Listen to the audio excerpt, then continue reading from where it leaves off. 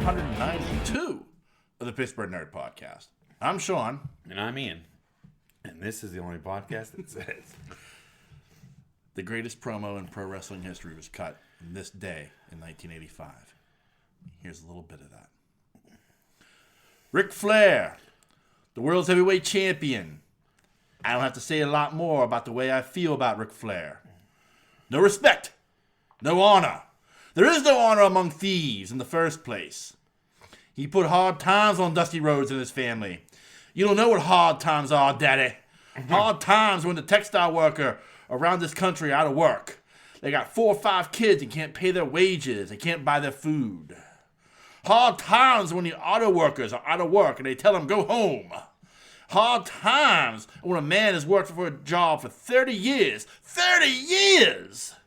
And they give him a watch, kick in the butt, and say, hey, a computer just took your place, Daddy. That's hard times. That's hard times. And Ric Flair, you put hard times on this country by taking out Dusty Rhodes. That's hard times. We have hard times together. And I admit, I don't look like the athlete of the day is supposed to look. My belly's a little big. My hiney's just a little big. But, brother, I am bad, and they know I'm bad. And there are only 2 bad people. One was John Wayne. He's dead, brother. And the other is right here. Nature Boy Ric Flair, the world's heavyweight champion, belongs to these people. I'm going to reach out right now and let you know at home. My hand is touching your hand for this gathering of the biggest body of people in this country, in this universe, all over the world, reaching out because of the love that was given to me in this time. And I will repay you now. I will be the next world's heavyweight champion of this Hard Time Blues Dusty Rhodes Tour 1985. wow. Oh, yeah. Oh, it's great.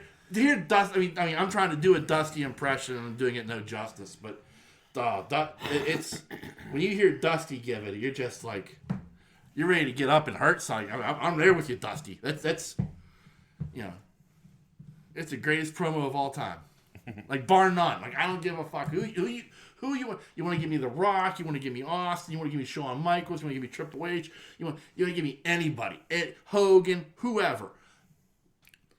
Even Flair. I mean, and Nate is my all-time favorite pro wrestler, but Dusty Rhodes' Hard Times promo is quite possibly the greatest promo of all time. Bar none. Okay. So how are you, buddy? I'm good. Yeah. Yeah. A little sleepy. A little sleepy. I was like, I'm showing up late, a little late today, but you were snoozing on the couch. I was. You were. Well, I got up at 4. Yeah. And worked on my 2 weeks off. Yeah. I worked at in town. So. Oh, okay, yeah. Yeah. PMC. Yeah. So yeah. So I was a little tired. I Yeah. didn't get to take a nap, so. I can imagine. I got a 15-minute power nap in there. But anyway, yeah. I'm good. Yeah. Yeah. Trying to think if I watched anything this week. I started that Del Toro anthology. Oh, okay, yeah. I'm up to 6. Okay. I finished 6. Okay. So I have 2 more to go. They're okay. Yeah. Not bad. Yeah, I wanted to watch it, but I had 2 days off this week. And Thursday and Friday. And Thursday I bought some shears, some head shears, because I don't know. If you're a fan of this show, you know I hate yard work of any type, and I don't trim back the bushes or anything. Well, they're growing out of control to a point they were covering my side porch. I'm trying to get deliveries and stuff, and trying to get it through the jungle. Yeah. So I bought some head shears, and I cut that back. I spent the day Thursday doing that. And then I need a hacksaw because some of it was just too thick. But I got it cleared out enough that you can like deliver. Yeah, or you can walk up to the steps to the side door. Yeah. But the other thing, so that was like Thursday, and then Friday, I rearranged some stuff. Like I ordered a 4-level bookcase. Okay. And I got rid of like 90% of my DVDs. Oh, really? I didn't put them in boxes. I didn't throw them away, but I put them in boxes and put them downstairs. Because I had this DVD rack, and it's like only you could put on it with like DVDs or CDs. Like it was always good for. Like you couldn't put books on it or like display things on it. So I got rid of that. I got rid of I put the majority of the DVDs and my CDs down in the basement. And then I put together this four shelf bookcase and kind of rearranged some stuff for display purposes. Like my CD rack was nice because it's like a miniature bookcase, but it's narrow. Yeah. But it was designed for CDs. Well, the way it's designed, I can fit like those mini football helmets in there. Oh, okay. Like the Rydell ones. Yeah. Like not like the gumball ones, like the Yeah. So, and I have 3 of those. I have a Steeler one, and I have 2 Pitt ones. The one Pitt one's like from like the 90s, so it's like the mustard yellow helmet with the script Pitt on it, and the other one was the gold helmet with the Steel Panther logo on it. So, I got those 3, and then I got 2 more shells. I want to get a current Pitt helmet. And I want to get one of the ones of the gold with like it had like the block Pitt on it. Mm-hmm. One of those helmets. I think that would like look nice like that. Yeah. So like that was like my day. Like I was like rearranging shit and cleaning shit and. So those are my 2 days. But I did end up like Friday night. Like I'm like I should watch something. I'm like but man I'm like I don't want to pay attention. I don't want to have to give something my attention. Yeah. Like I want it to be on and like I'm watching it, but I don't have to focus. So that's why I didn't watch the Del Toro thing. But I did end up watching the first Chris Pine, Zachary Quinto Star Trek movie. Oh, okay. I forgot how much the death of George Kirk fucks with me. Really? Yeah. It's a pretty brutal scene. It is. It's like funny, like that, and I'm like crying like a girl with a skinned knee, watching that, and I think back, and I'm like, well, and after we recorded the podcast last week, and you left, I go in the living room, I turn on the TV, and Armageddon's on, so I watched that, and the ending of that fucks me up. I'm weeping like a little girl. Yeah, that whole fucking big screen and her putting her hand up. and that, that whole thing, yeah. Yeah. That's rough. I mean, like, I want to shake the hand of the daughter of the bravest man I've ever met. Yeah. You're like, fuck! Give him a patch. Oh, yeah. Yeah. Oh, fucks with me. Fucking Ben Affleck screaming. Yeah. Harry! Yeah. Oh, man. You take care of my little girl. Oh. Such a good movie. Yeah. It was good. Yeah. Yeah, so like I watched those. And I started watching Avenue 5. It's an HBO show. It's a comedy. It stars Hugh Laurie, but I think that's wrong. Yeah. Yeah, the guy from House. Yeah. Yeah. And it's about this like cruise ship in space. Okay. And like they go off course by 0.21 degrees, and so instead of like being like an 8-week cruise, it's now a 3.5-year cruise. And like it turns out like the ship is like completely automated. Like the people who are like crew are like all actors. Nice. Like on the bridge, including the captain, like which is Hugh Laurie. Like he's just an actor, Nice. And like the real crew is like down below, and like they like do it's like the ship is like mostly automated, so there's minimal tasks that they have to do. But the ship's not designed to reach the correct course. So they're like fucked. Yeah. You know. And it's like it's been an amusing show so far. I've enjoyed it. Okay. You know. I can see why it got the publicity it got. So I'm enjoying it. Yeah. But that's been about it. You went to the Pumpkins concert last week, though. How was that? Oh, yeah, that was fantastic. Yeah. No Jane's Addiction, though. Nah.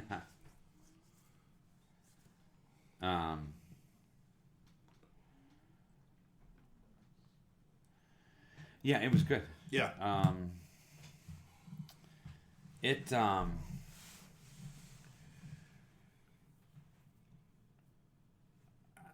I like the set lineup. You know, the set list. Yeah. I'm bringing up. I didn't like it as much as the last tour. Yeah. Just,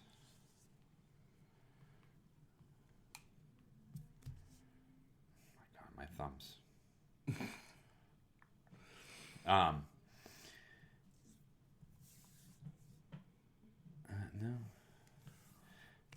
Yeah, so Jane's Addiction canceled. Yeah.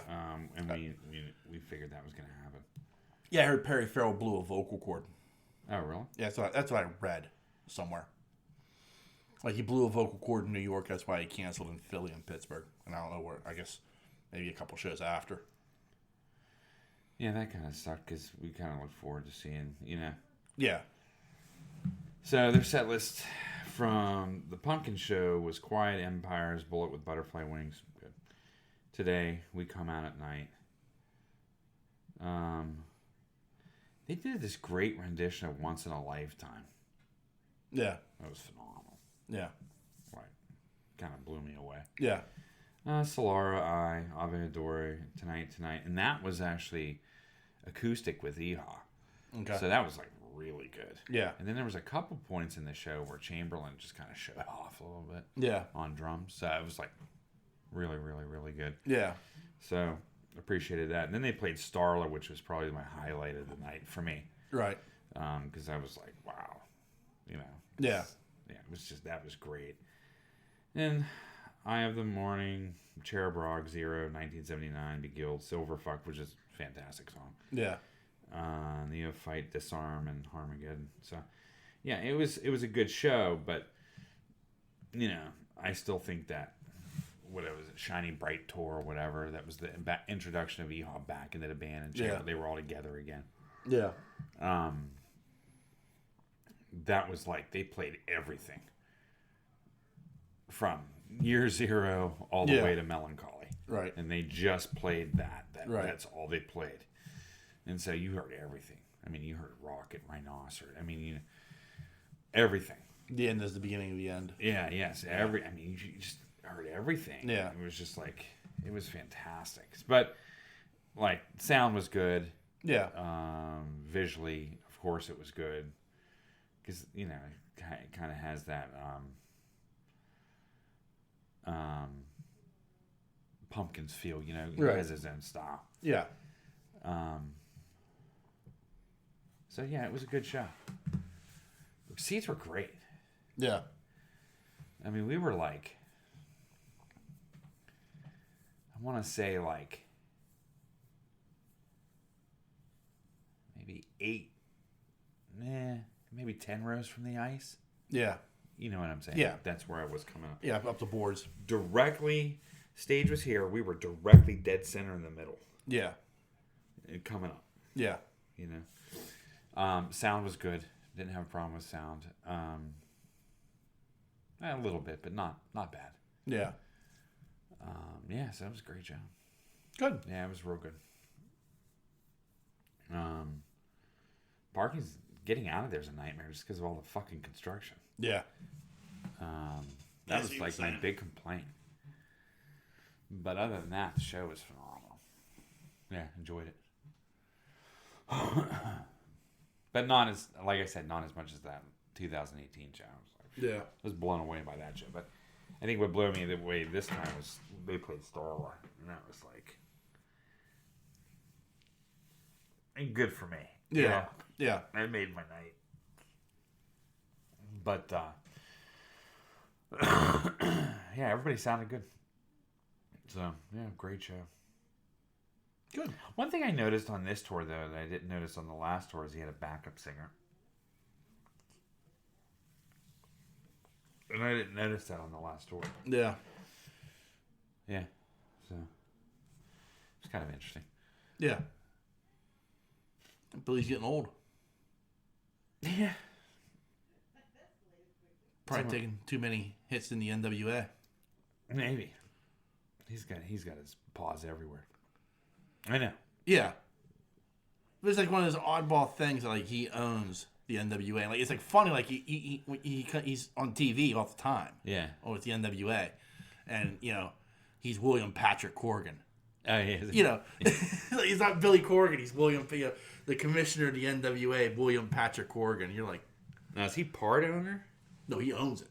Oh, I didn't know he owned it. Yeah, this isn't like, because I heard an interview with him where he talked about it a little bit, and he's like, yeah, I got it for almost nothing. Like, it was a dead brand. Yeah. And it still kind of is. I mean, if you look, like, it's not even, like, you would think, like, okay, Billy Corgan owns a wrestling promotion. People would talk about that. And if you're talking about, like, the major promotions in North America, he's number 4. Yeah. He's behind WWE, AEW, Impact, and then there's NWA. Uh-huh. But, I mean, what I like though is like the product he puts out is a good product. Is it? Yeah, like, and he's done stuff like he's gone back to like the studio style. Like, if you remember, like back in the '80s, like 605, like like TBS, and that had like that studio with like 4 rows of seats and shit. Like that's what he's doing. Uh-huh. Yeah, so he does like it's like studio wrestling again. And then he'll have like his big shows, and what he's done is he's gone back and he's looked at the history of the NWA, and he's gone back to some of the sites, like in St. Louis, that's like still available, that's still around, or like a historic site like in Dallas, and I think New Orleans, and like a few places like in the South where like the NWA was like a stronghold. Yeah. But he's gone back to like some of the venues that are still around, like these historic venues that wrestling took place in.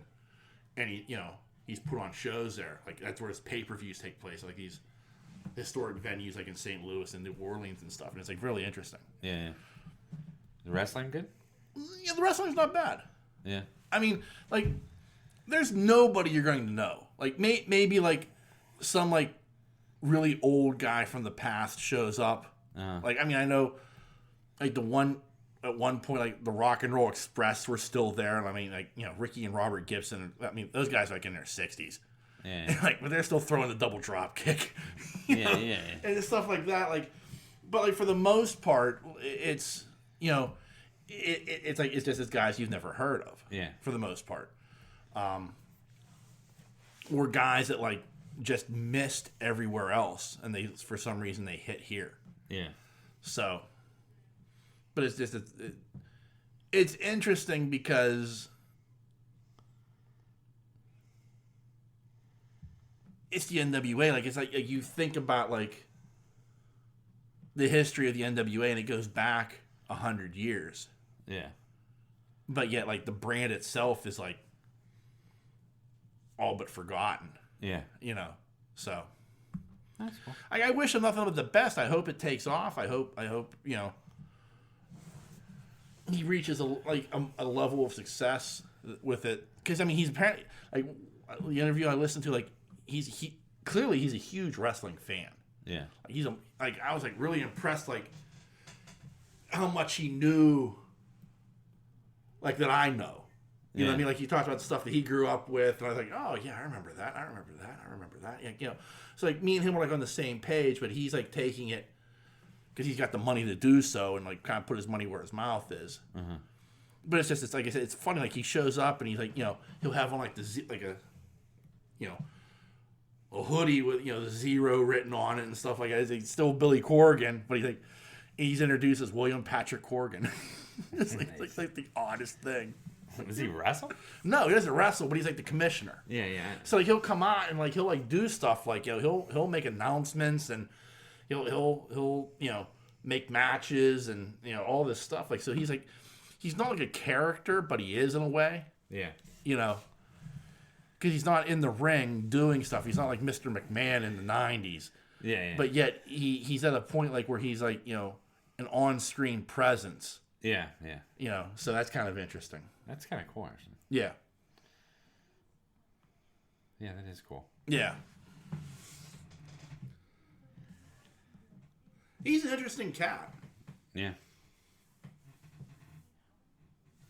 I was trying to think what I watched. So, yeah, I watched that series and... Did you watch the season finale of the House of the Dragon? Oh, yeah. Oh. I guess I just never realized how big that fucking dragon was. I know.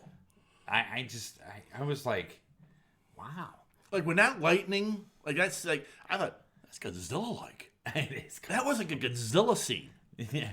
I was like, oh shit. Yeah, that's good imagery right there. Yeah. But then, like, I mean, the look on Amon's face was like, oh shit, what have I done? Yeah. Well, he tried to stop him, too. Right, he did, but at the same time, it's like, Yeah. I get it, you're not going to control that dragon all that much. Yeah. But at the same time, there's still a little bit of like, oh fuck, what have I done? Yeah.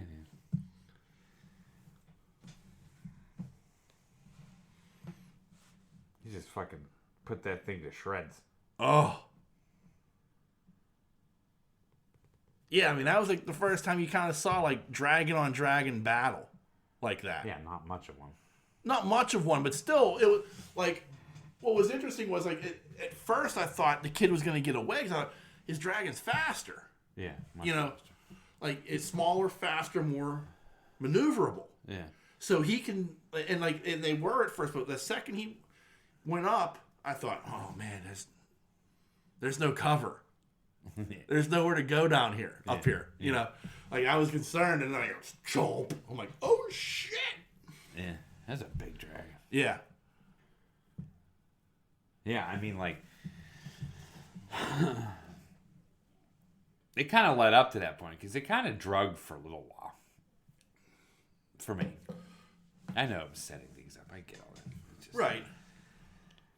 I mean, but for a finale, I kind of wanted, you know what I mean? Well, I feel like as a finale, like it was. What I thought was interesting about it was just the princess resisting that urge of like Matt Smith was like, oh, here we go. Yeah, we're taking everybody out. Yeah. He's counting dragons. He's like, he's doing the math. He's like, yeah, we can do this. We can do this. And she's like, whoa, whoa, whoa, whoa, whoa. Hold on. Yeah, but then the chokehold came. Yeah. Which I was like, there he is. Yeah. Yeah. You know what I mean? Yeah. There's my guy. Yeah. But but still, like he at the end. I mean, that was reactionary too. Right, but at the same time, like, because there's a part of him, it's like, it's my throne too. Yeah. Like I think the whole at the end of the day, like he's like, yeah, I like you a lot, and the sex is great, but I'm kind of doing this so I can be king. Yeah, yeah. Like it was promised to me first. Yeah. Yeah. But like the whole thing, like where like Viserys didn't tell him the Song of Ice and Fire. Yeah.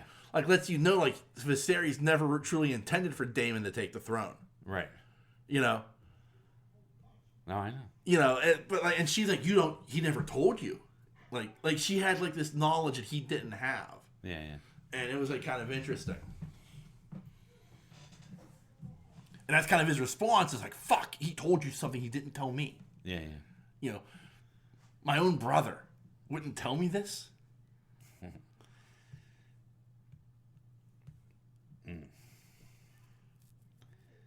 Yeah, we'll see. Oh, when she came out on her dragon, that was wicked. Yeah. Completely trapping them. Yeah. Love that. Yeah. Yeah. But yeah, I mean, now you see the madness in her eyes that her son's been taken from her, and she sent him to his death. Yeah. So she's gonna live with that. Right. You know what I mean? And I think she's gonna come on like,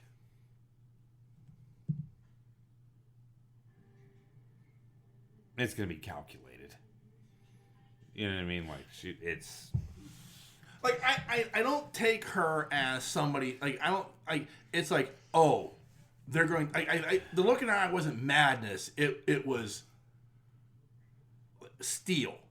Yeah, I guess you're right. You know, like, okay, now it's game on. Yeah. And like I feel like she's not gonna be like Damon's just ready to like run into danger. Like he's just like let's just go. Yeah. You know, and I think with her it's going to be more along the lines of, you know, we need to do this in a calculated fashion. Yeah. You know.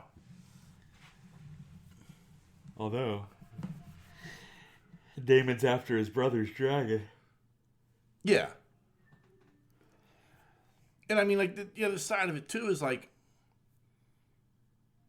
there's been peace for so long. Yeah.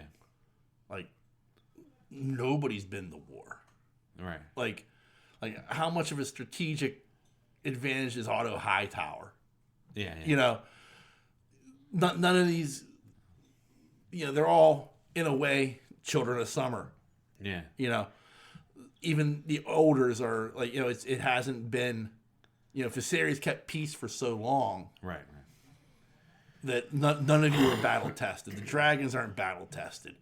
You know, so what does, you know, how much of a strategic advantage do you have? Well, probably pretty much that dragon. Yeah. Yeah, I mean, that dragon's that dragon's a nuclear weapon. Right, but that dragon's seen war. Yeah. I mean, that dragon's battle tested. Yeah. As with Matt Smith's probably not. Right. But that one is. Yeah. You know what I mean? Like, yeah, the closest any of them have come have been like, you know, the War of the Sea Steps. Yeah. You know, but even that wasn't like. Yeah, it's nothing. Yeah. Not war. Yeah. Like Battle of the Bastards war. Like I'm talking like, I mean, you're talking about like pulling in the north and the Riverlands and, you know, going down to Court Baratheon. I mean, you know, like you're talking about pulling armies. Oh, I wonder how bad she's going to go after Baratheon. Like, I wonder. You know what I mean? Well, I mean, Baratheon extended the proper hospitality, if you will. Like, there was no bloodshed under his roof. Yeah. You know, Aemon took it on himself to go get his dragon and go chasing after the kid. Yeah. So, I mean, that's on. So Baratheon's in the clear as far as that goes. Yeah. Man, was he a dick? Well, I expected that from a Baratheon. True. I'm curious to see how the Stark meeting goes. Yeah. They don't have their own dragon, right? The Starks? Yeah. No. I'm just curious. I can't like remember. The only reason like they had a dragon at Driftmark is because the princess is a Targaryen. Okay. You know, yeah. You know what I mean? Like that's the only reason they had dragons is she was Targaryen, so her children were part Targaryen. That's why her daughter was a dragon rider as well. Yeah. But I mean, technically, I mean, you know, the Lord of Driftmark is the Lord of the Sea. Yeah. So that was the only reason they had dragons, though. So, like, that's what Daemon was counting. He's like, you know, we have 14 dragons, so there are 4, right, or 3, or whatever, you know, whatever the number was. You know, he's like, you know, but when one of those dragons is the fucking nuclear option, on the other side. You know what I mean? Like that's a rough. Well, that's why Smith went for Viserys, right? Viserys dragon. That's Viserys dragon he was after. I think so. Yeah. Yeah. So that's that big ass fucking dragon. Yeah. Plus, I mean, they're talking about those wild dragons still. Yeah, I found that interesting. I thought that was interesting too. Like, wild dragons? Wow. Okay. Let's mount those fuckers. Yeah. So yeah, I mean, it's very interesting, like how, like the way the plotting and the fuckery is going on in this show. What was in Aemon's eye? I just figured it was like, like some piece of a jewel that they just jammed in there to It just reminded me a lot of the Walker King. Yeah, a little bit. I just looked at it, I'm like, oh, it smells like somebody put a fucking robin's egg in his head. Robin's egg.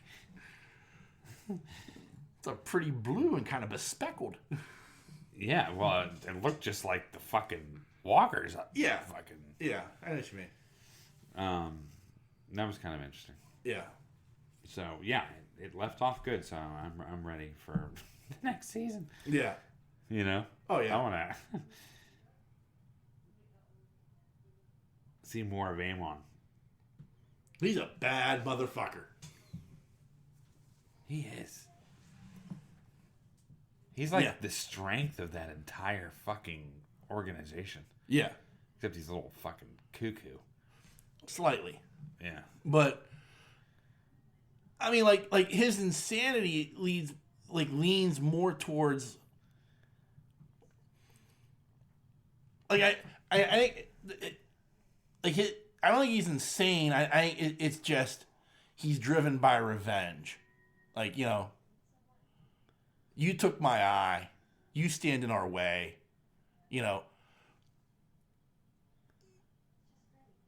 I'm doing this for the love of my mother, Yeah. like, even like taking in like his brother, like taking him back, you could tell he was like, and the only reason I'm doing this is because his mother loves you. Yeah. If it was up to me, I'd slice your throat and leave you here. I know. But like I guess the thing is like he's driven by, like, he understands that the princess stands in their way. Like, her being alive, her children being alive is a problem for his family. Yeah, right. You know what I mean? Like, I don't give a fuck about my brother. But you are a problem for my family. Right. So I think that's what it is. But like, out of the two brothers, like, he's the one who's more level-headed. Oh yeah, for sure. Well, we haven't gotten into his closet yet. No, but if he even has one. But it seems like his proclivities, like the older brothers, he's fucking whores. He's knocking, he's got bastards all over the place. Yeah. And flea bottom. He just doesn't care. Yeah. He's just spreading his seed around as he sees fit. And has, like, goes to watch little kids fight each other and stuff, like all the things that, like, you're looking at the older brother, you're saying, oh man, you are a problem. But the younger brother, Aemon, you're kind of looking at him going like, other than being driven by revenge, you seem to be like, probably you should be on the throne. Exactly. Like other than like, hating your nephews, you seem all right. Yeah. Yeah, really. I mean, like, yeah. Seems like he's the one that should be there. I mean, I'm sure that's how they're setting all of this up. But I guess what Otto was trying to set up. Huh? I think that's what Otto was trying to set up. I think Otto was like, yeah, I can't let this older brother take the throne. He's an idiot. Yeah. Yeah, right. I honestly, I do believe that. And his mother has to see that. I think she does. But I think there's also a certain point that it's like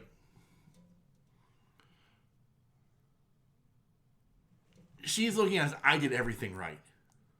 Yeah. I've done nothing wrong in this situation. It's not my fault, and my son should sit upon the throne. Yeah. You know, and I'll do whatever it takes to get him there. Even if that means misinterpreting my dying husband's babblings at the end of his life. Yeah. You know. He wants Aemon to sit upon the throne. No, he didn't. No. Yeah. You know. Anyway. I'm sure we're butchering these names completely, and Otter right now is just going fucking nuts. Well, Aemon was the one Yeah, but what was the old, like, I can't, I thought Aemon was I can't remember. Otter's going to correct us. I'm sure I could feel the email coming now, giving me like a breakdown of like, these are these fucking people's names. You've had 10 episodes to figure this out.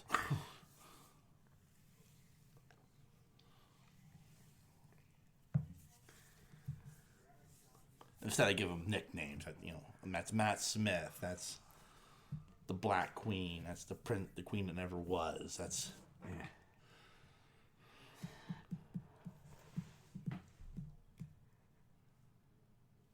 I'm just horrible.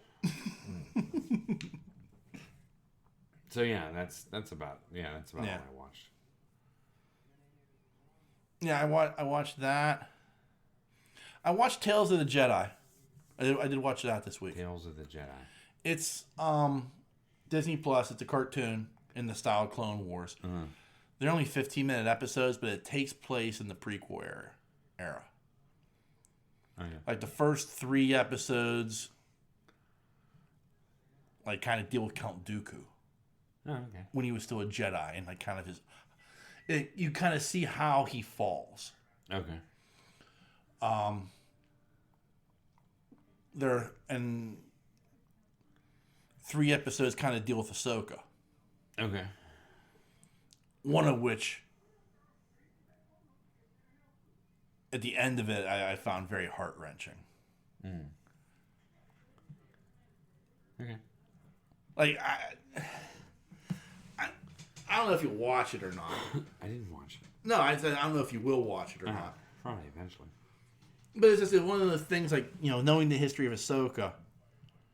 And I mean, at the end of the episode, it's shown, like, you know, Order 66 taking place. And but you already knew, like, I know what happens to Ahsoka at Order 66. Mm-hmm. You know what I mean? Like, because they that's shown in the Clone Wars. Uh-huh. Like that last season, like the last few episodes depict that, and it's amazing. I again, you want to talk about something that's fucking heartbreaking? Yeah, it's the end of that fucking series. But like, so this kind of it references that at the end of the episode, and you're just like, oh fuck. Like it's I don't know, it's a weirdo in me, but I was just like, oh man. You know, it's just a weird thing, but they were really good. I mean, they were only like 15 minutes each, 6 episodes. I really enjoyed all 6 of them. Uh-huh. I really did. I liked it a lot. I'd love to see him do more. I'd like to see him go back. Like, I would love to see, because they bring, like, Liam Neeson does some voice work on this. Oh, does he? As Qui-Gon Jinn. Mm-hmm. And I'd love to see, like, some stuff with Qui-Gon and Obi-Wan. Oh, okay. You know, like you saw a little bit of Qui-Gon and Count Dooku as master and apprentice. Yeah. And then, you know, as it progresses, everything else. But, like, it was kind of neat. Like, I'd love to see, Liam Neeson did the thing with Obi-Wan. I'd love to see him, like, do some voice work with some of this. That would be kind of cool. And that was enjoyable. I watched a new episode of Andor too. That was really good. Uh-huh. Like, it's like this world is like so fucked up. Yeah, it's fine. I don't have Disney right now. You don't? No, I Oh. mean, when I changed my card, Yeah. it got all fucked up, and every time I try to enter the Disney app and go on, it says, okay, go online and da da da da, and put in your name and this, that, and the other. And I do all that, and it won't process my card. Oh, that's fucked up. So I can't, for some reason, I can't get the subscription. Wow. Yeah, it's weird. So I haven't had Disney in almost 3 months. Wow. So every time I go to do it, Yeah. I can't get in. So that's the Disney thing. Pain in the ass. Sounds it. It is. So, yeah, anyway. Yeah. Yeah, I think that's it for me, man. Fantasy football, that's about it. Yeah. Man, that was a fucking... I thought I was going to have a heart attack.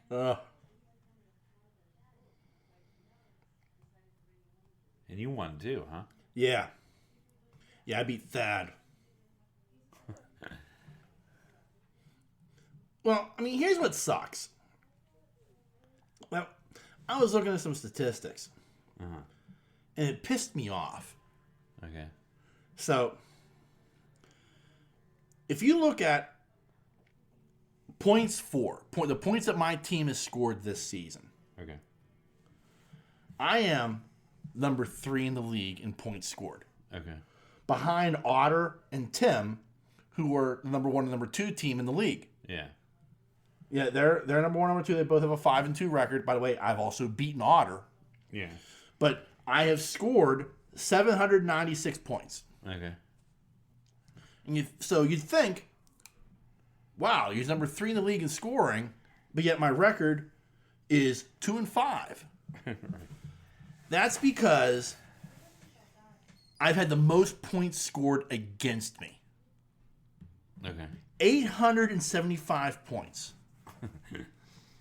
You've had the second most scored against you with 854. Yeah. But still, there's a 20-point gap between you and me. Yeah. I also have quite a number of points, Yeah, you've scored... I think. Here's the thing. So you've scored 758 points, but you're 8th in the league in scoring. Yeah.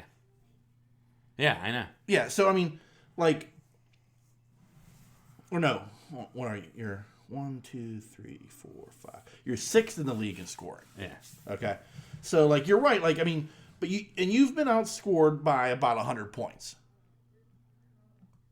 Yeah, it pisses me off too because there's always I'll have a chance one week and then either my guys will shit the bed or I'm doing well and they have someone that just goes off for 38 points. Yeah, that's what I've had. Fuck. It seems like every time I lose, I score 110 points, 115 points, 120 points, and the person I'm scoring against scores 150. That's what happened. That's what was going on last week. Yeah. Because their Q, whoever it was, had 38 points or some shit like that. I'm done. I'm just... Yeah. And then somebody else had 30-some points on that team. And I'm like, oh, Christ. Yeah, that's what killed. That's the shit that kills me is I always get that one guy who has the quarterback who goes off for 40 points. Or a running back goes off for 30 some odd points. You're just like, fuck. All my guys do well. Yeah. I'm right. I'm scoring as many points as I'm supposed to, or really close, but yet somehow I'm losing by 15 points again. Yeah. So it's frustrating from that standpoint because that says, well, yeah, you constructed a pretty good team. Right. Boy, you're 3rd in the league in scoring. That's impressive, Sean. But yet, I've had the most points scored against me. Right. Fuck. I should be better than this. It's frustrating. It is. It is. It's frustrating. It's like that one week I would have won, I think, if I'd have played it right. Or I'd have come close. Yeah. But, I sat fucking Schuster. Yeah. I was so sick of fucking Schuster. Week after week after week. Just watching this underperformance. Yeah. And I'm like, fuck it, I'm sitting him. He's getting like 7 points, 8 points, Yeah. 5 points. Yeah. All of a sudden he blows up for what? 25. 25 points? Yeah. I'm like, come on, man. Are you fucking kidding me? Well, that was last week. I was concerned about. I picked up Tyler Boyd as like just insurance, like because my wide receiver aren't that good. Yeah. If I have a weakness, that's in my wide receivers. Yeah. But like I can't like it was like just one of those situations where it was like, well, T. Higgins is back and Chase is good. So Boyd's gonna get you like 8 or 9 points. But like I just had him like, hey, I got some bye weeks coming up, and I had Williams going out, and I was like, okay, I need to pick up somebody, so I picked up Boyd. He just offered 25 points last week. Yeah, I thought, oh man, I got this guy sitting on my bench. And, luckily, it didn't hurt me. Yeah. But still, it was like, oh, if I could have just had him in there. Right. But that's the problem. Like like this week I had to pick up a tight end because Travis Kelce's on a bye. I was like, and Kelce's good for 15 points a game. Yeah, I know. Like easy. I know. I have Mahomes. Yeah. And Schuster. Yeah. So I have to play Carr. Yeah. And Adams, which he's questionable right now. I don't know what that's all about. I think it's legal stuff, actually. Yeah. Anyway, I don't know. Yeah, something weird.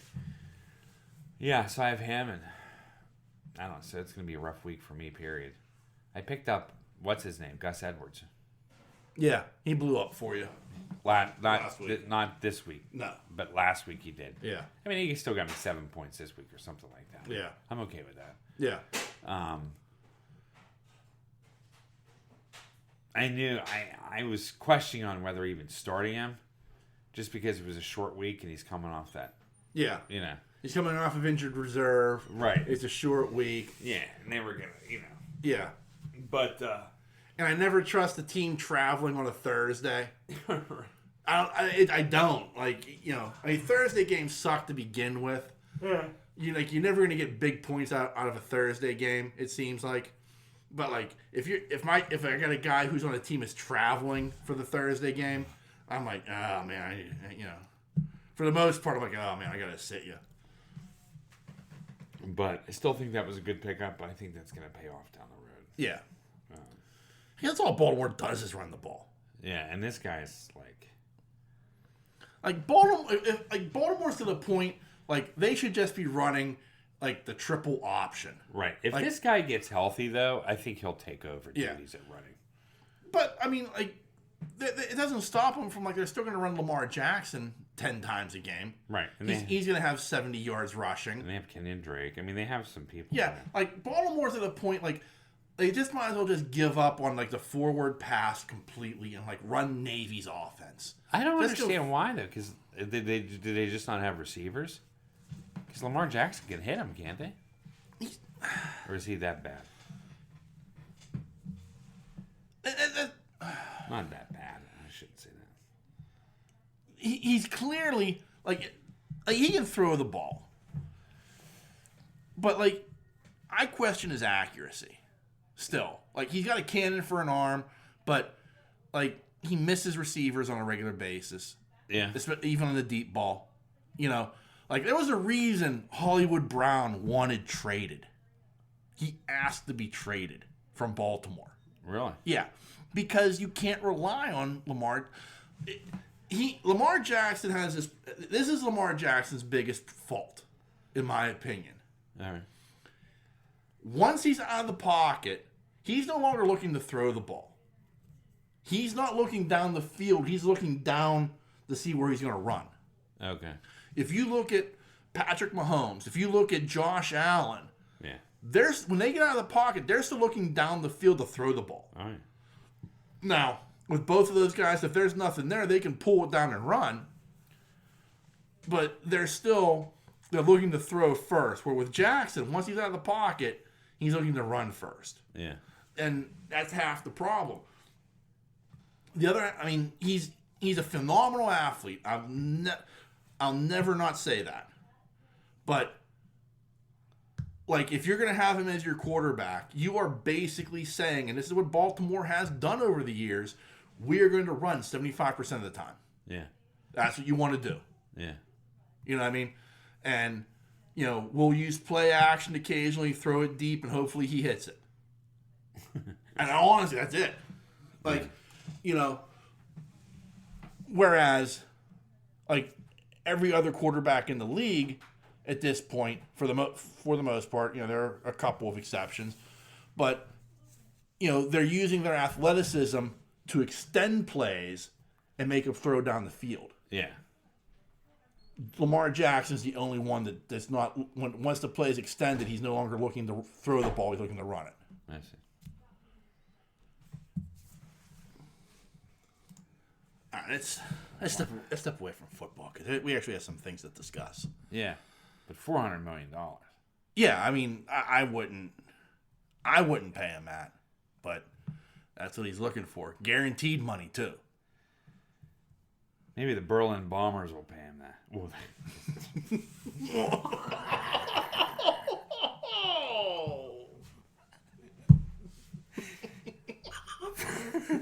That's a conversation.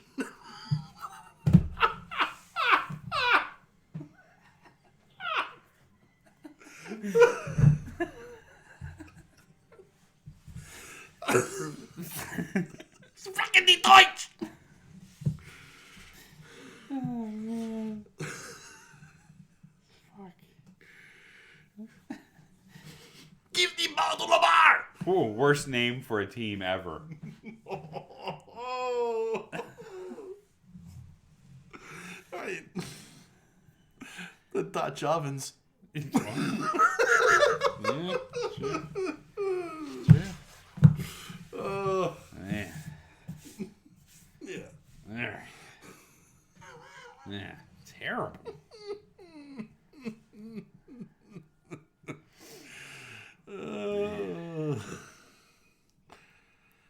I'm just curious on what names they'll give this European player.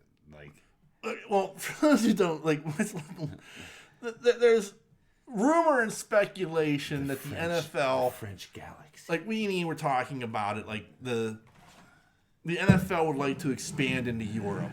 And there's rumor that like it'd be like a 4-team division in Europe.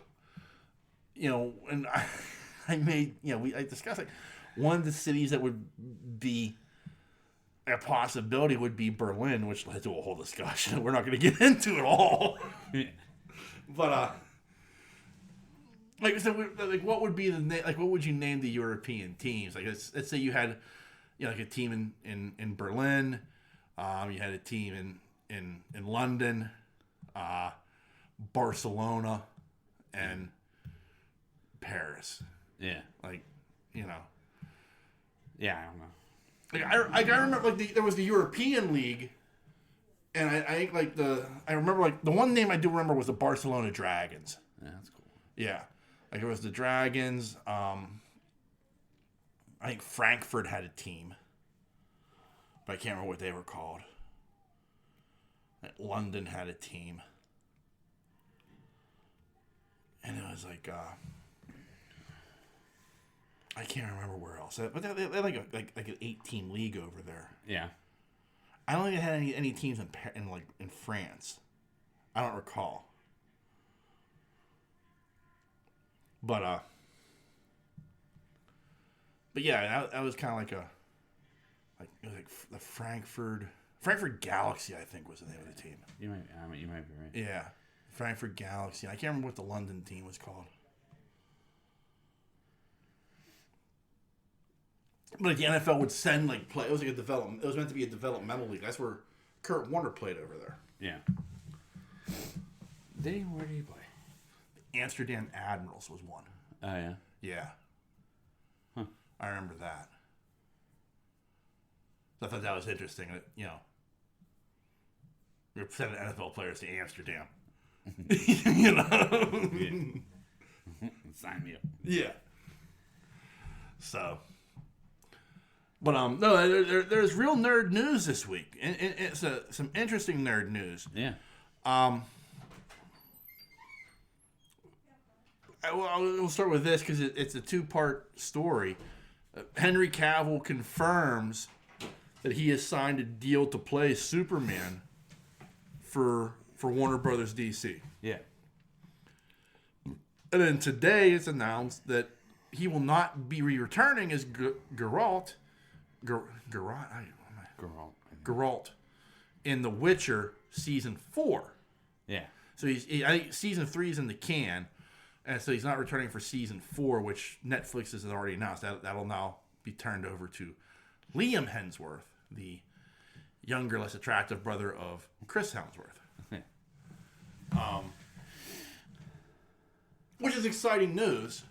Yeah. Like, as far as like he's gonna play Superman, I'm bummed out he's not coming back for season 4 of The Witcher. Yeah. But apparently there's gonna be conflict, and I guess the contract with DC trumps whatever deal he has with Netflix. Yeah, money trumps. Yeah. The deal is. I'm sure. I mean, and that's the thing. Like, He was so invested in The Witcher, though. he was. That's the thing. Like he was. Like, he's read the books. Yeah. Like he's a hardcore Witcher fan. So like that's interesting to me that he's like stepping away from that character because he was so invested in it. But with this leads to the other side of the story as well. This week DC announced that it's Peter Gunn. James Gunn and Peter, what's the dude's name? Peter Safran, who apparently is a producing partner with James Gunn. He also did he was the producer on Shazam and Aquaman, as an executive producer on Peacemaker. Yeah.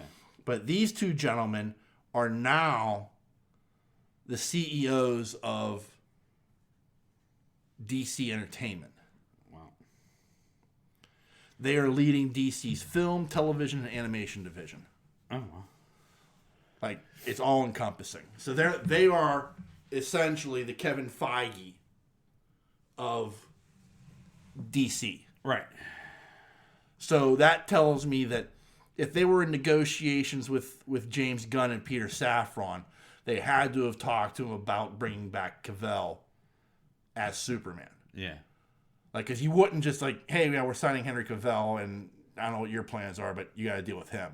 Like, there had to have been something done where they okayed that. Yeah. So let's start with Cavill coming back as Superman. Like, that excites me because we both have discussed we really liked him as Superman in all three movies. I know he appears in the Black Adam movie. So I guess my question to you is like, what do you want? Like, how do you see him going forward? Like, what's the role of Superman, do you think, with Cavill back in the suit? No idea. I don't know where they're going to go. Right. You know? I don't think Gunn's going to scrap everything. You know what I mean? Like, right. So they have to pick up. It's hard to say. I don't know if they're going to have to pick up somewhere. Right. Like, I think that's what's interesting is like what do you do with the jumbled mess that is the DC properties? Yeah, how do you untie that knot? Right. Yeah. Like, and so like, if you're still doing something that's interconnected in some way, what do you do with Batman? Yeah. Like, you know what I mean? Like, I mean, that's to me, that's the biggest question. Like, do you bring in the Batman as part of the DC universe, or are you saying that's like a completely separate entity all into its own, and you don't even have Batman now in the connected universe. Yeah. I don't know. Because it's still connected. Yeah. You know what I mean? Like, especially if you're using Cavell. Like, I don't see how you can take... I mean... Right. I don't see how you can take Cavell as Superman and not have Affleck's Batman. Right. You know? Like, that's the problem. Like, James Gunn... James Gunn's an amazing person. Like, an amazing storyteller. As far as, like... I really liked the Suicide Squad. I loved the Peacemaker. If you look at what he did, like, with the Guardians of the Galaxy... I mean... I don't know if you saw the trailer for the holiday special. No, I didn't. Oh, it's tremendous. Yeah. Yeah. He's not... James Gunn found a way to make a talking raccoon and tree believable. Right. Like, I don't know anybody else who could have pulled that off. Right. In all honesty. Right. Like, he made that work. Yeah. So...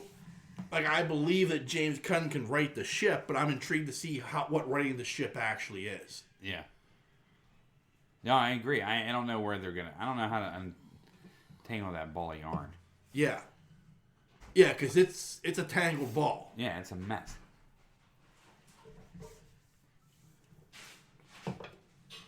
So, like, my thinking is... Henry Cavill is... His Superman is the Iron Man of the DC universe. Has to be. Like, he's got to be the piece that connects everything else. Right. You know? But, like... And again, I mean... Like, how much of this is going to hinge on, what Flashpoint does? Yeah. Like, I know... Affleck's in that. I know Affleck makes an appearance in the next Aquaman movie. Yeah. Like, these have all been kind of confirmed. Cavill appears in Black Adam. He's signed now. I mean, like, do you kind of reboot things in a way? Like, and I mean I know it's a weird thing to say because there's so many Batman movies out there. But, like, you can't do, to me, the DC universe without Batman. Right. But if you're saying, like the version of Batman we just saw is the official Batman, like, how do you, again, like, we've discussed already so many times, like, how do you work that into this universe? Right. Or work these characters into that universe. You know what I mean? Yeah. Like, it's a tough thing to do because, like, I guess I go back to, like, that thought of, like, watching that movie. I don't believe there is a Superman in that universe. Right. Like, the way the world is constructed, it's so quote unquote real and gritty that I just wouldn't buy Green Lantern just showing up. Right. You know what I mean? It's stuff like that you just don't believe could happen. That's kind of exciting. Green Lantern prospect. Well, I mean, they announced that, and again, I'm going to bet James Gunn has his hands all over this. Greg Berlanti was supposed to do a Green Lantern show. Well, now they've asked him to rewrite everything because apparently it doesn't fit what James Gunn wants, I would imagine. Yeah. And, I mean, yeah. Like, you're right. Like, I mean, it's like this spooled up ball of yarn. It's like so tangled and matted. It's like you just need to take a knife to it and cut it in half. Yeah. I wonder how he's going to do Gleek. I'm just kidding. Yeah. I can't wait to see James Gunn do the Wonder Now, Twins. if he did Gleek like fucking, if he even brought in, who knows with James Gunn? Yeah. That's problem number one. Is like James, because James Gunn will go deep down the rabbit hole. Right. He showed that with the Suicide Squad. I mean, he made Polka Dot Man cool. Yeah. So which I thought was impossible. he brings in Gleek. Gleek. Right. But if he did it like, what's his name? From, Like you make Gleek your Rocket Raccoon. no. You make it more like, oh my God. Groot. No. Get out of the DC. Well, I'm just. I know. Umbrella Academy. Oh, okay. If you brought him in that way, Yeah. Okay, I see what it'd you're be a little saying. different. Yeah. You know what I mean? On the same level of Rocket. Yeah. But, I mean, like, you still have to, like, if you have Gleek, you have to have the Wonder Twins. Hey, it down. Just bring in fucking Gleek. And his blue fucking hair. Well, I mean, like, in all honesty, like, if you want to go deep down the rabbit hole, why not just bring in Wendy, Marvin, and Wonder Dog? Oh my God. Yeah. Yeah. Let's go there. I still want my fucking the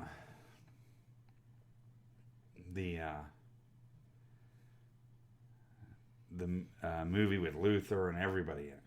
Oh, Bad guys. Legion of Doom. Legion of Doom, yeah. Oh yeah. That's right in his wheelhouse.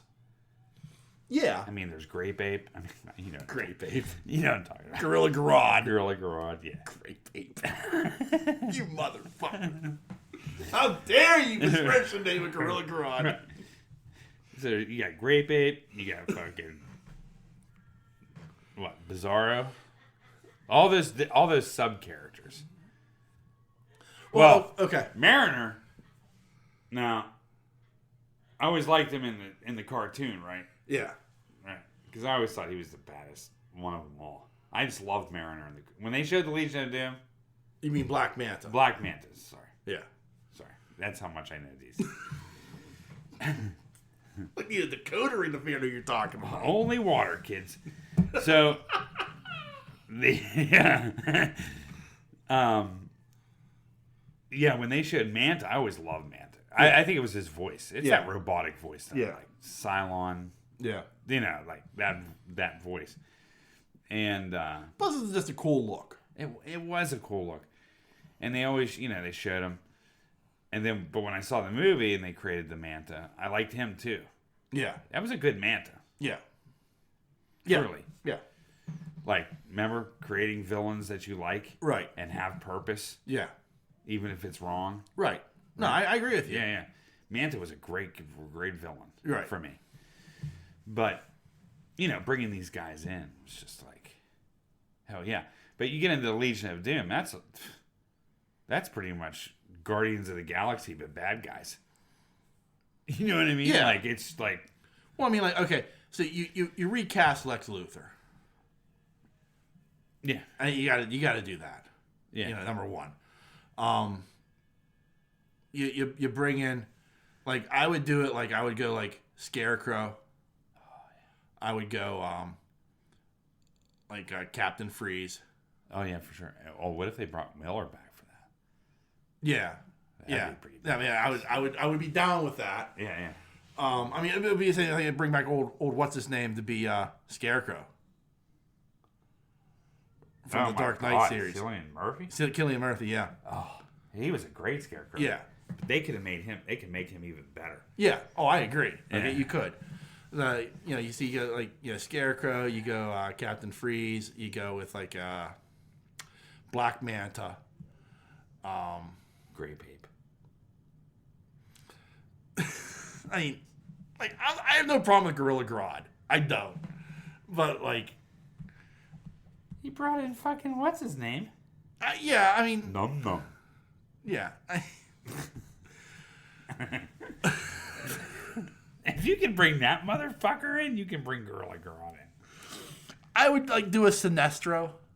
Ooh, yeah.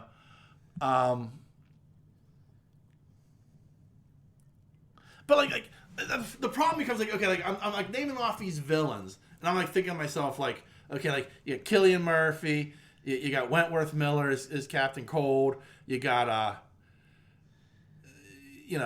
the guy, you already got Manta, and I'm like, Sinestro, well, that's got to be Mark Strong. Yeah. So, like, I mean, it's like I'm casting this in my head with people who've already played these characters, but at the same time, like, that would be, like, so cool. Like, and, like, if you could pull it off, if you could convince them to shave his head, I would fucking go with Clancy Brown as fucking Lex Luthor. Yeah? Just because he was the voice of Lex Luthor in the cartoon and could completely pull off that role. Yeah. Like, I don't care how old Clancy Brown is. I shave his head and put a bald cap on him. I don't give a fuck how you do it. If I can't have Michael Rosenbaum from Smallville, give me Clancy Brown. Yeah. And like, you're right. Like, that would be awesome. And if you give me Sinestro, then I'll give you Gorilla Grodd. Yeah. Right. Yeah. As like your sixth. Yeah. But like, yeah, I mean, that would be badass. Like, and then, I mean, you do, and since it's fucking James Gunn, you go full Darth Vader helmet in the swamps of Louisiana. Oh my God. Like, don't hold back. Just go the whole kit and caboodle. Yeah. Fuck yeah.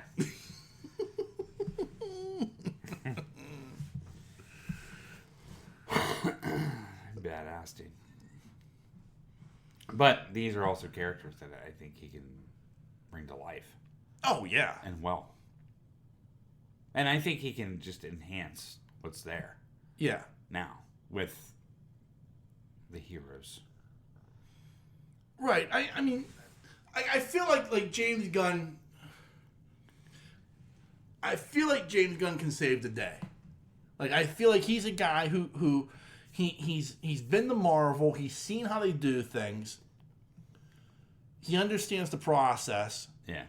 He has nothing but the utmost respect for Kevin Feige. He's even said so. He's like, the first person I called was Kevin Feige, who congratulated me. Really? Yeah. Like, they don't, like, he's like, I don't view Marvel as the competition. I all I want to do is tell great stories. Right.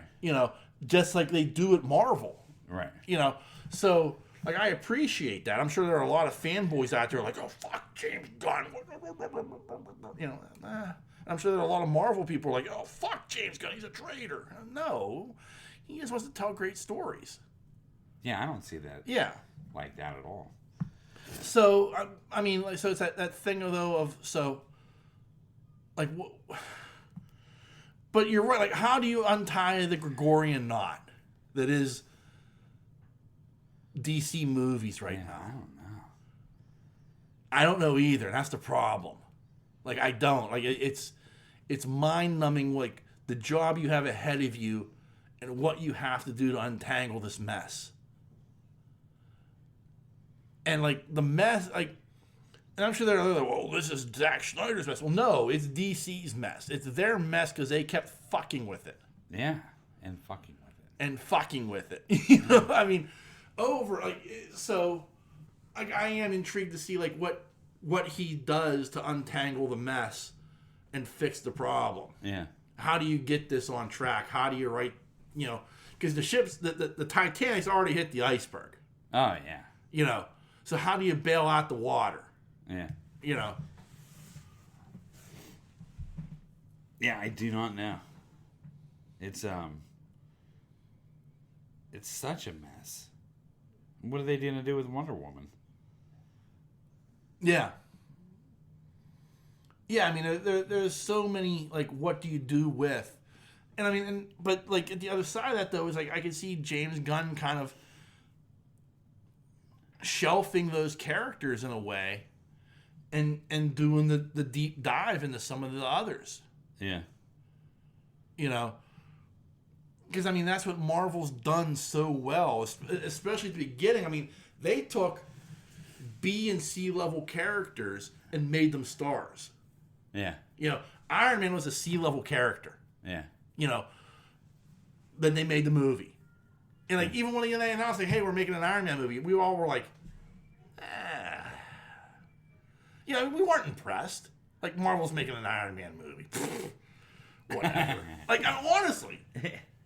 Like, that was the kind of the feeling. So, Like I feel like maybe that's what James Gunn does is he does a deep. Maybe he goes a little deeper. Like you make Superman your pivot, like the linchpin of all of this, but then like you go with some of these deeper characters, like maybe a Plastic Man or God, I'm trying to blank, but like a Wildcat or like I don't know, like you there are deeper characters that you kind of pull out and run with a little bit. Yeah. You know. Well, they can also. I mean, it's time for a Lantern movie. Right. I agree. And to bring him out as your another major character. Yeah. And give the other ones a rest for a bit and just focus on Lantern for a little bit. That'd be cool to get Lantern into the mix, don't you think? I would definitely, like, I mean, even if you want to do it with... Time has passed long enough right. from the Ryan Reynolds movie. Right, but, like, I also think, like, Jon Stewart is the guy that you have to do it with. Yeah. Like, don't get me wrong, I am a Hal Jordan Green Lantern. You know, Hal Jordan was the Green Lantern I grew up with. Yeah. But at this point, like millennials, yeah, they grew up with Jon Stewart. Yeah. Like when they did the DC or the Justice League cartoon series in the late 90s, when millennials were kids, it was the Jon Stewart Green Lantern that was featured in that show. Yeah. So those kids, that's Green Lantern. Right. So I would not be opposed to that as much as I want it to be Hal Jordan. Right. Like, you make Jon Stewart the focal Green Lantern, I'm still all in. Yeah. You know? So, but, like, there's deep down, there's a part of me that's like, oh, man, I want it to be Hal Jordan again because I love Hal Jordan. Yeah. You know? But I could, you could definitely do that. You could definitely make him, and I mean, I know they just did the show, and it wasn't all that long ago that it went off the air. But like another character I love and would like to see done properly, quote unquote, would be like Green Arrow. Like, as much as I love the Arrow TV series, like all they did was just make Batman. They couldn't do a Batman TV show, so they took Green Arrow and made him Batman. In all honesty, that's what they did. Yeah. Like, and you know, Stephen Amell did a fantastic job with the character and what he had, and I liked that show a lot. But at the same time, it wasn't really Green Arrow. Yeah. You know, so like I love to see them do a Green Arrow and Black Canary movie. Yeah. And there's a lot of other characters you can build off of that. So I mean, like, there's a lot of, he has a lot of options, but it's kind of like, how do you kind of like reset or reboot without destroying everything that's come before? Yeah. Yeah, I don't know. I don't know either, but that's why he gets paid big money. I'm sure he has a plan. I'm sure he does. Like, I'm sure he had to like come to them because like Discovery said it all along. Like, the people at Discovery are like, how did you fuck this up? You have a gold mine right here. Yeah. And you fucked this up beyond fixability. How did you do this? Yeah. You know, and so like I'm sure like when they interviewed James Gunn for the job, he had to have like, okay, here's how I would fix the problem. Like, he had to have like a 10-point plan or something, like some PowerPoint presentation to like show like, this is how we fix this, and this is the steps that we will take, and this is who we need, and what you know. So like I said, like at the beginning of this, like, you know, if they sign Henry Cavill to play Superman in these movies, this had to have been like part of James Gunn's plan. Yeah, or James Gunn saying, I want Cavill. Yeah. Like, he had to have, like, he had to have said, like, okay, first thing we need is Henry Cavill. Yeah. You've got to get me this guy. Uh-huh. And here's why. And then from here, here's step 2. Here, you know, step 3. You know, and from there. Like, With the announcements being so close together, like I have to believe one's tied to the other. Yeah.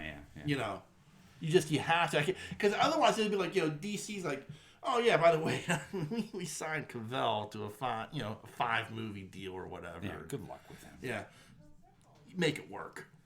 Yeah. Like that would just be sabotaging him from the beginning. Right. So. I'm sure he has free reign to pick whoever he wants. I'm sure he does too. So like I said, like it has to be like he had to have like gone to that meeting, that interview, saying, "Step 1, get me Henry Cavill."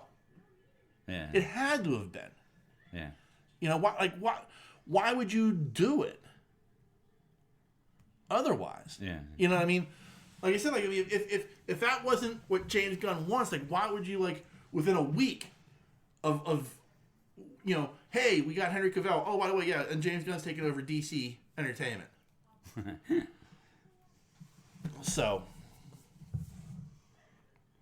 Heck yeah. Yeah. That'll be good. It'll be interesting. Like I'm interested to see. Like it's like you look down the pipeline and you say, okay, well, you've got Flashpoint, you've got Aquaman coming up here next year. Outside of the Joker movie that they're doing with Joaquin Phoenix and the sequel to the Batman, like everything else everything else they do after Flashpoint and Aquaman have to be James Gunn's plan. Yeah. That's it moving forward. Right. So, I mean, that doesn't even include, like, we're just focusing on movies, but, like, what will that mean for, like, the Titans, Doom. Doom Patrol? Like, and Doom Patrol's a show that I could see James Gunn going, oh, yeah, I like this. Yeah. I mean, he's already dabbled with Peacemaker. Like, I'm intrigued to see, like what he does with the television aspect of it. And, I mean, one thing that, like, hasn't need fixing has been DC's animation department. Yeah, he'll probably just leave that alone. I would certainly hope so. Like, I hope he's just like, yeah, keep doing the good work. Salute. Yeah. But, like, I don't know, but, like, their animation's so fucking crisp and so well done, and the stories that they tell are usually pretty good. So, like, I can't see where he would, like, come in and, like, oh, yeah, we got to fix this. Unless it's more for more promotion. I don't know. You know what I mean? Right. I can't see him really touching that at all. Yeah. Because, I mean... Like, why would you? It's some of the best shit out there. Yeah. Oh, absolutely. 100%. Like, the only thing that comes close to that is, like, what Star Wars does, like, with Clone Wars and with the Bad Batch and stuff like that. Yeah. Like, that's the next best thing as far as storytelling goes. So, I'm just intrigued to see, like, how... But, like, the thing is, like, with Star Wars, like, all that ties together. It's all canon. Like, so do you do something with, like, the animation side now that's also part of... his world. Yeah, his world. Like, that would be interesting. Yeah. But there's a part of me that also, like, kind of hopes that doesn't happen because I like the one-offs. I liked Batman, The Long Halloween, and Hush, and, all the stuff that they've kind of done is kind of like a one-off situation and not all tied together. Yeah. So... we shall see. Yeah. All right, then. Anything I got to the proceedings there, sir? No, man, I'm good. All right. Well, remember there are a number of different ways you can reach out and touch us. Oh, hold on. As I say that, I remember. Thad wrote in, and he does have a haunted house review. He's really been lacking this year. But he does write in. He says, well, first off, he went to the Penn State game today. Oh, did he? Yeah. I'll bet that was a rocking fun time. Penn State got smoked. Really? Yeah. Was it Ohio State? Yeah. He says, it's time for America's favorite segment, Thad's Haunted House Review. This week, Thad went to Kennywood. I love Kennywood Phantom Fall Fest. We went there on Sunday, and boy, it was great. The park was not crowded, and wait times were very reasonable. We got there around 4 o'clock, so we could ride regular rides before the spooks came out at 6. Had me some nice potato patch fries and gravy. Oh, yeah. I'll bet that hit the spot. I bet so. No. What? The gravy and fries. Well, on a cooler day. Yeah. Like, I mean, it wasn't like we talk about like gravy and fries, and it's like 90 degrees outside with 100% humidity. That's awful. Yeah. I wouldn't be doing that. But gravy and fries on a 50-degree day. Yeah. I'm more into that. Oh yeah, I know. And a nice free drink with my souvenir cup. Oh, nice. Yeah. Nice callback. Yeah. Yeah. We did the normal haunts via the Vampire Voodoo in the Rapids, the Kennyville Graveyard, and the Dark Shadows. This year there was a new Malice in Wonderland. This was set in the building in Steeler Country. I don't even know what. Yeah, I don't even. I know that's like that's where the roller coaster is. That's it. Okay. Yeah, like they have I guess they have a section of the park where they have like a team shop. Oh, okay. And stuff like that, but like other than like that, like it's just the roller coaster. I don't think there's anything else there other than like a couple of shops and some Steeler themed, I see. topiaries. Yeah.